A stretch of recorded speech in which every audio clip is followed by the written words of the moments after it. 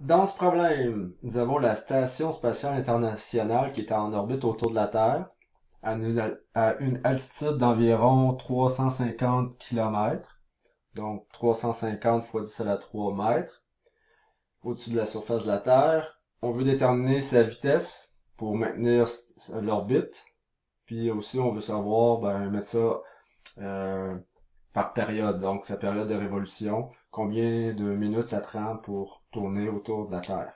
Donc, la formule qui nous permet de savoir la vitesse d'un objet en orbite autour d'un astre, dans notre cas c'est la Terre, donc ça va être la masse de la Terre.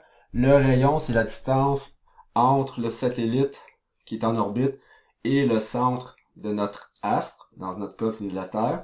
Donc le rayon moyen de la Terre, c'est celui-là, 6,38 fois 10 à la 6, la masse de la Terre, l'altitude.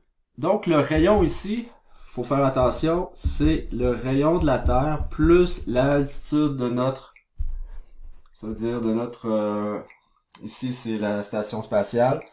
Ça veut dire que le rayon, si on additionne les deux, ben là ça va être 6,73 fois 10 à la 6 mètres. Donc c'est ça qu'on va prendre. C'est le rayon de la Terre plus l'altitude de notre satellite, mais dans ce cas-ci c'est la station spatiale. Donc ça va être le R qu'on va utiliser ici.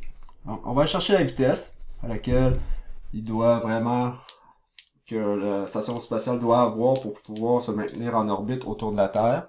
Ça veut dire ça va lui permettre de pas s'écraser sur Terre, puis aussi ne pas quitter la Terre. Donc finalement continuer à tourner autour de la Terre. La Terre. Donc on remplace 6,67 fois 10 à la moins 11 comme ça. On met la masse de la Terre, 5,98 fois 10 à la 24, comme ça.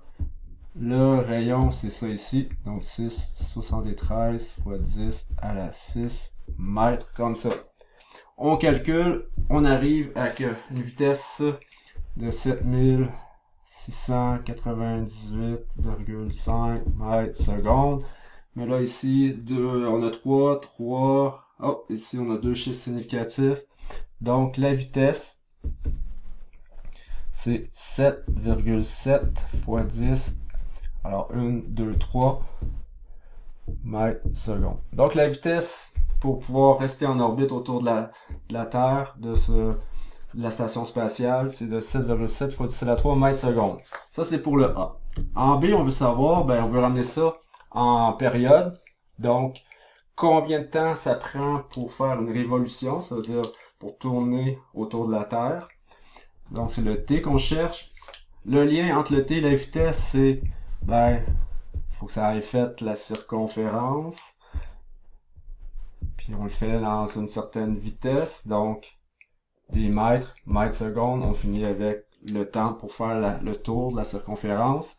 La circonférence, mais n'oubliez pas que le rayon, c'est toujours le rayon, c'est le rayon de la Terre plus l'altitude dans lequel où est située la station spatiale. Donc, quand tu viens mettre tout ça là-dedans, donc pi, 2 fois pi, avec le rayon qui est 6,73 fois 10 à la 6, comme ça, avec la vitesse qu'on a trouvée. C'est sûr que moi, je dois avoir utilisé ça directement dans la calculatrice quand j'ai calculé, mais ça se peut. Donc, on arrive avec 5493 secondes. Bien sûr, ça fait un peu bizarre de dire ça en secondes. On va le dire en minutes. Dans la question, il le demande de toute façon. Donc, on va faire quoi? Dans une minute, il y a 60 secondes. Donc, les secondes vont s'éliminer. Ça va se transformer en minutes. Donc, on divise par 60. Et on va arriver que la période est d'environ 92 minutes. Ça veut dire que la station tourne autour de la Terre en 92 minutes. Ça veut dire que dans une soirée, tu pourrais voir au moins 2-3 fois passer la station spatiale. Donc, sa période de révolution est de 92 minutes.